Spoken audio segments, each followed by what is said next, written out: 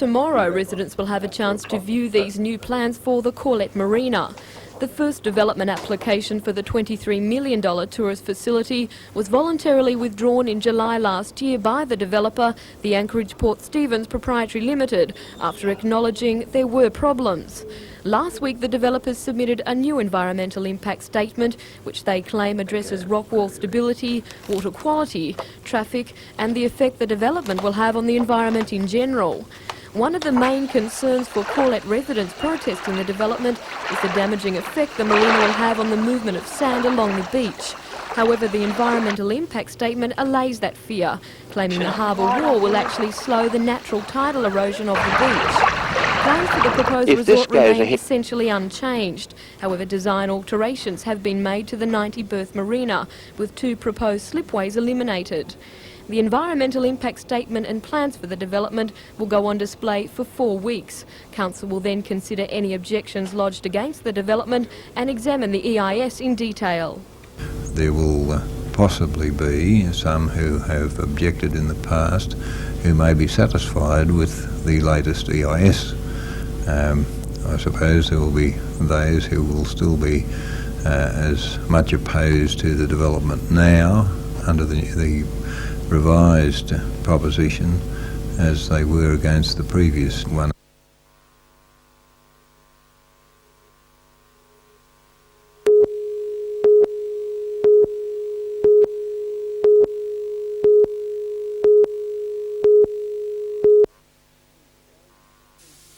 Steve Story and Shane Mackley are no strangers to big-time rugby league. At 17 years of age, they're already making their mark in the Knights under-21s. The 21s are Final 5 contenders, but for Steve and Shane, there's no limit to their potential. It is a dream come true. It's all I've ever hoped for, playing for the Australian schoolboys. It's the best, it's the ultimate really. Running onto the ISC in the blue and red is honour enough. But for Shane Mackley, the thought of running onto his home ground next Saturday week against the Poms is awesome. It'll just be the best feeling, I think. Hear the national anthem while you're wearing the green and gold. There'd be nothing else like it. So what's going to Following in the footsteps of so many other greats, selection in the Australian schoolboys is the stepping stone to professionalism. Quietly spoken Steve Story wants to make his living out of football. Be a professional? Yeah, one day maybe. Who are you going to play for? Newcastle, I'd say, I hope.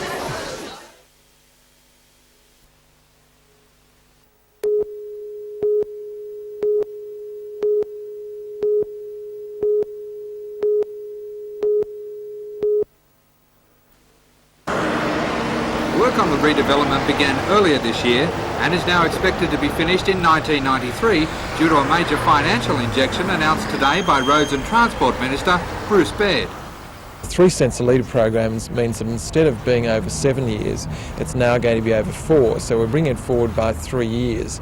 And that particular section is between Tuggerah and Killarney Vale.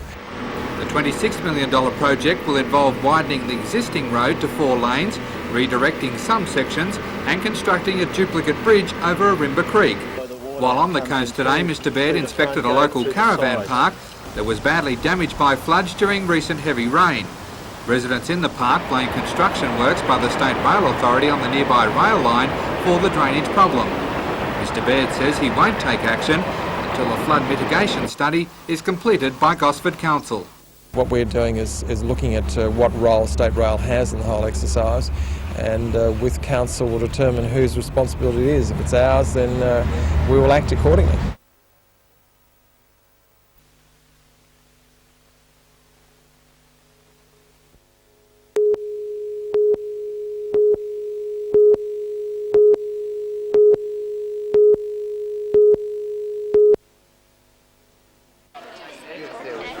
A 20-hour flight and a 2-hour drive from Sydney did nothing to dampen the enthusiasm or the smiles of the American visitors when they arrived at St Mary's School at Gateshead this afternoon.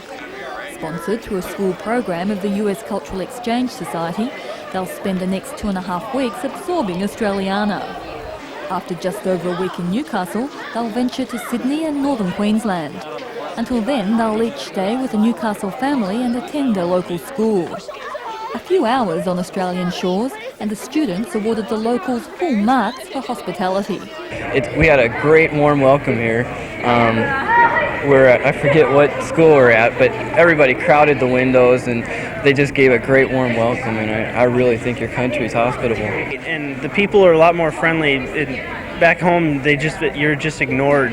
Here, you're somebody. Fun. I like the people. Everyone seems to be friendly. I don't know if they're just putting on an act, but so far everyone seems to be in good spirits and smiles and everything. Early next year, Hunter Region students will have the chance to try out American hospitality, with 14 group exchanges planned through the program. But for now, safely matched with their host families, the Americans left for their first taste of Australian home cooking.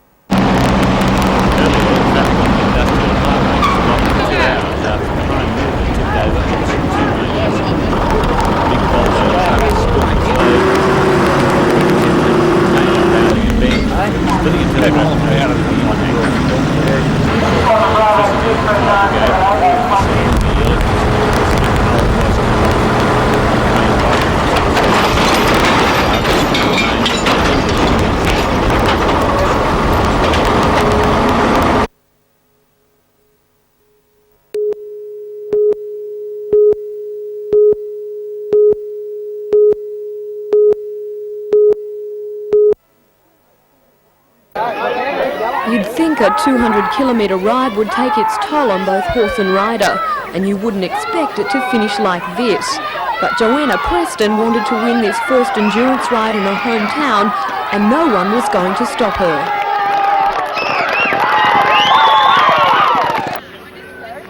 Although Joanna crossed the line in front of Robin van der Wegen, it didn't guarantee she'd won the event. Horse and rider still had to pass a physical. All riders have to be weighed to make sure they are carrying no less than 73 kilograms. The horse is given half an hour to cool down. Its heartbeat and respiration is then taken. If the vet finds the animal is lame or strained, it's immediately disqualified. Joanna's horse, Finland Park Rosianti, is known as a wonder horse in Scone. With it, Joanna last year claimed both the Winton to Longreach Stockman's Hall of Fame ride and the state championship. And today, he didn't let her down. The relief Joanna felt was obvious. I'm excited, but yeah, the relief's the best part. I mean, getting a horse through something like this is very difficult if you aren't used to it. And I suppose I'm used to it, but it's still hard enough. It's very nerve-wracking. 44 riders began the race midnight Friday. 30 of them completed the final 50-kilometre leg from Bunnan to Scone this morning. The riders had until 2 o'clock to finish. Most were in no hurry, because to complete this ride is a challenge in itself. Jodie McKay, NBN News.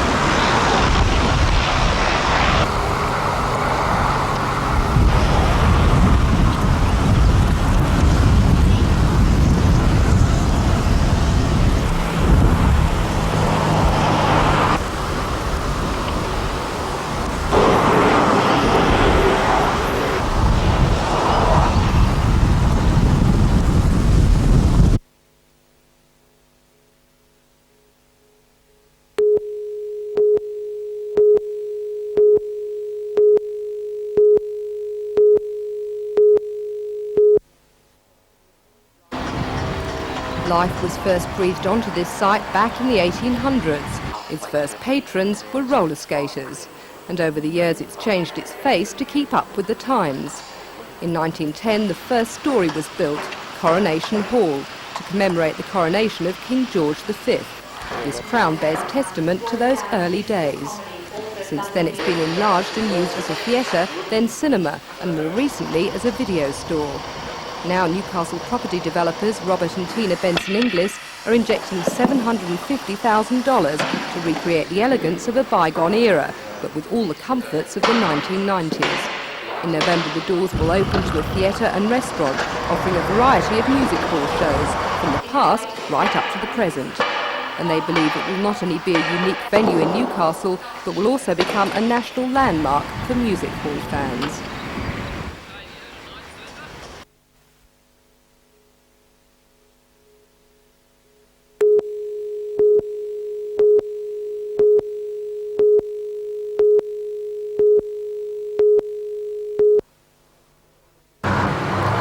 It's expected that State Premier Nick Greiner will have a lot more on his hands tomorrow than originally expected.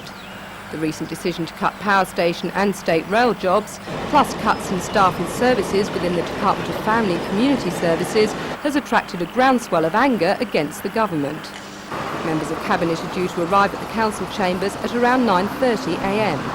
Meanwhile, in nearby Spears Point Park, it's expected that up to 7,000 people will gather to protest at job cuts before marching on the council chambers. The needles The that have been Cabinet will found hear a in recent submission times from the on a lot of council on beaches, matters, you're saying that including the you don't dangerous believe waste all that of has those polluted could possibly local have come through beaches. your sewage. The official Cabinet meeting will begin at 11 o'clock. 50 police will patrol the building, while 100 will be on duty outside. Already the building has been through a rigorous security check, including scanning for possible bugging.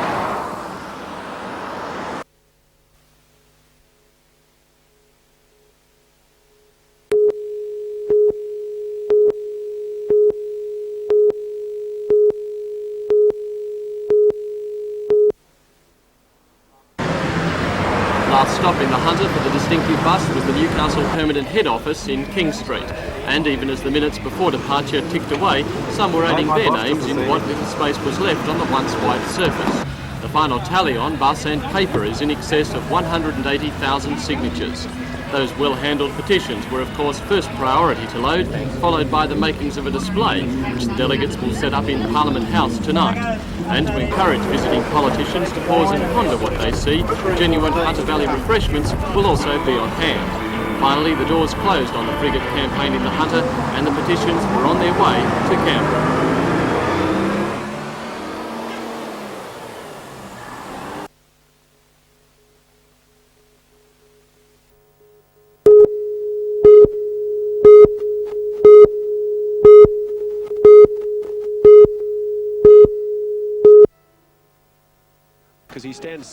The countryside began well and claimed some early penalties, but not before Lions gave a warning of things to come. Country received a big blow when stylish fullback Mark Hamling was taken from the field with a suspected broken ankle. The Lions, for the first time this tour, opened up and gave the three-quarters a taste of the ball, spinning it wide and coming up with results. Country seemed to find it hard to adjust to the speed of the game, with the pace taking its toll in the chase.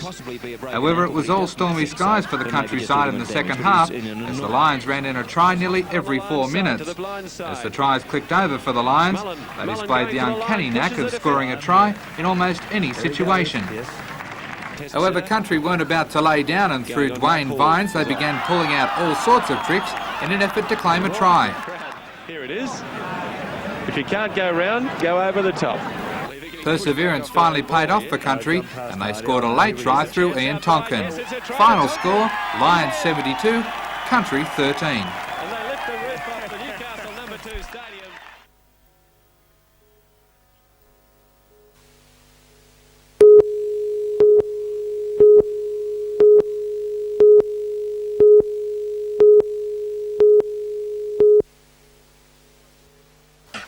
Troy won his crack at the title after Rossi defeated American Darren Van Horn in Atlantic City last week. Promoters for the Waters brothers began negotiations immediately after the fight with the Italian, who was already keen to defend his title. Rossi has only ever held one fight outside of Italy, and promoters believe it will be hard to draw him down under to take on the current Commonwealth Junior Middleweight champion. However, if Rossi does decide to fight here, he is guaranteed a huge prize pool and support from the large Italian community in Australia. Troy's brother Guy is also in line for an IBF title against Black American Prince Charles Williams. Troy is number 3 contender for the light heavyweight belt, and promoters are confident that the fight will be held here in Australia. Arrangements for both fights will be finalised within 2 weeks.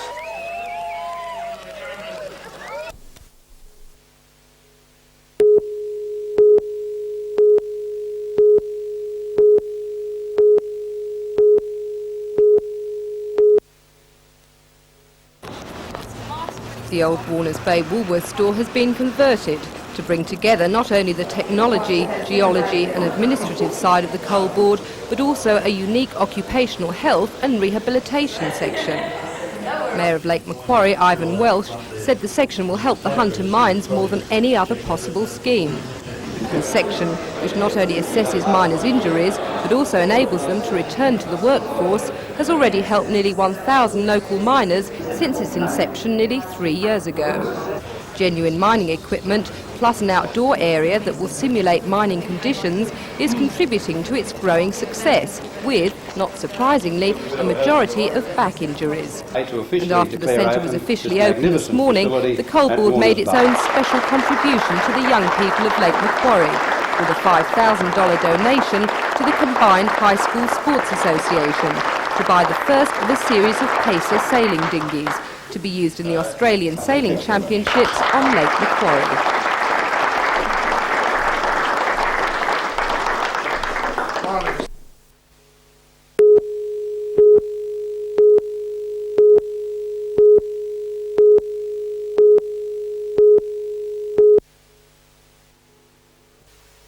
Polluted waterways and beaches in Newcastle have caused great public concern, and a consumer survey released today at a Hunter Water Board meeting has told board members that Novocastrians expect better. In a dramatic slap in the face, only 19% of domestic respondents agreed the board had treated sewage effectively. Chairman Glenn Turner says the poor results of the survey are a direct reflection of the bad publicity from the Sydney Water Board. We would ascribe that to a spillover from the situation in Sydney. It is a matter of concern to the board, and I think we're taking note of that, and we will be devising means of communicating with the public what we believe, or what the facts are, in an open way, and reporting these to them. But their concerns are the board's concerns. In an attempt to address the poor image, the board has announced a 10-year environment plan. At today's meeting, the members said issues such as recycling, wastewater treatment and pollution would be put on equal footing with commercial performance. Despite the fact that no definite action is set down, Glenn Turner denies the plan is just talk. The strategies of how we achieve them have yet to be worked out and will require a significant amount of management attention and employee involvement. But they're a little bit for the future, but we're not setting a long timetable.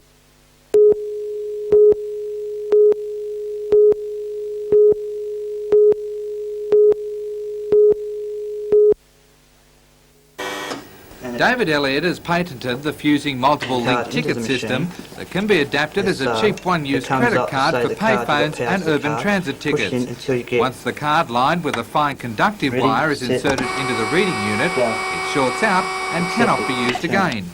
The 31-year-old Royal Newcastle Hospital electrician says Telecom has approached him with a view to installing the machine, and the UTA is quite interested to use David's system to replace the current Metro 10 tickets. Mr. Elliott says his design model cost only $50 to completely create and build, and in mass production would be cheaper still due to its low maintenance factor. It's less likely to break down because it's so simple, so you haven't got big maintenance costs, and the cost of conversion is very minimal. You could do every paid telephone in Australia for a lot less in proportion to any other sophisticated computerised system. Accept it, return.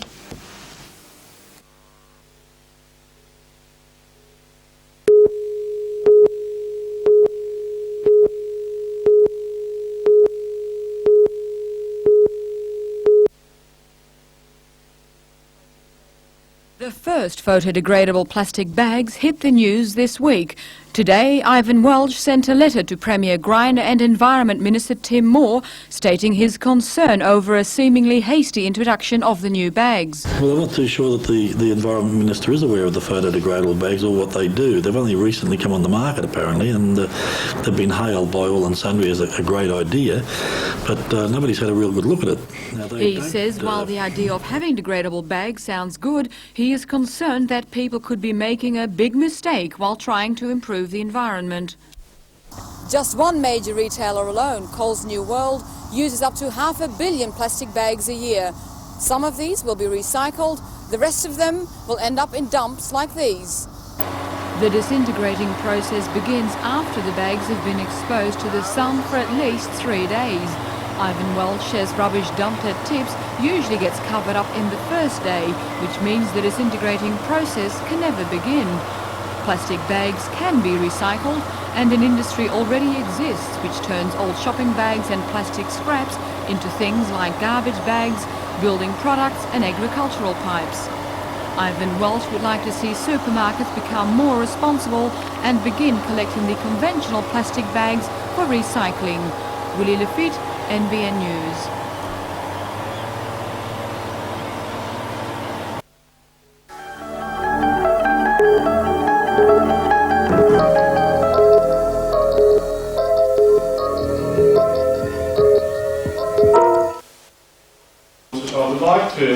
Business houses of the Valley have pulled together to assist our budding sports stars of the future. By being issued with their passports, each recipient will be able to obtain substantial deductions from certain sports stores, gymnasiums, travel agents and selected medical outlets such as dietitians, physiotherapists, psychologists and nutritionists. World champion sailboarder Chris Lawrence was one recipient of the passport, as was Australian schoolboy rugby league star Steve Story. Tennis player William O'Neill will also be able to take advantage of the scheme. Executive Officer of the Hunter Academy of Sport, Ken Clifford, said the hardest task was settling on only 18 sports people. Very difficult, Mike. The one thing that I've really learnt from this exercise is the huge amount of talent we have in the region. And I've been associated with sport for a long time, but I didn't realise the talent we do have. You know, national champions, people who've been successful at world level, a really tremendous level of young talent. Will the 18 increase to be...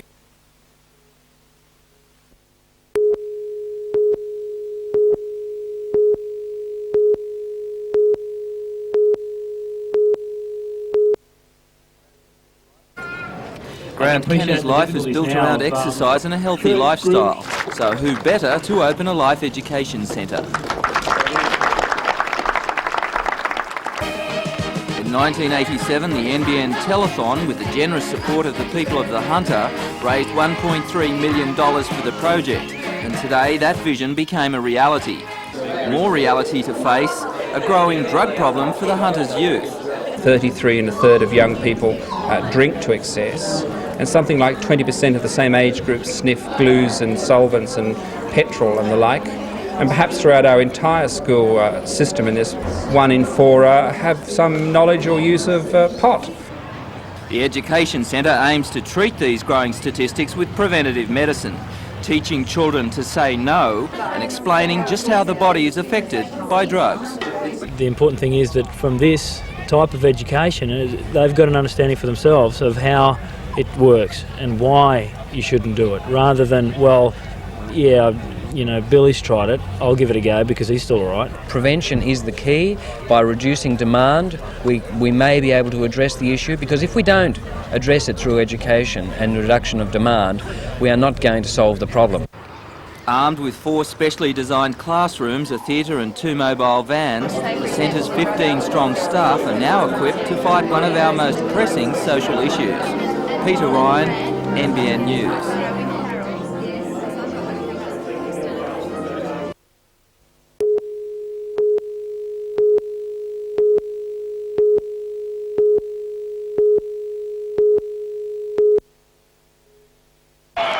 It's every footballer's dream to wear the green and gold, and today 17 youngsters got their turn to face the old enemy in a test match. The Australians were out to maintain an undefeated record, and after Katara High's Steve Story kicked a penalty, it was Warners Bay High's Shane Mackley playing on the wing who set up the first try, scored by halfback Jason Taylor.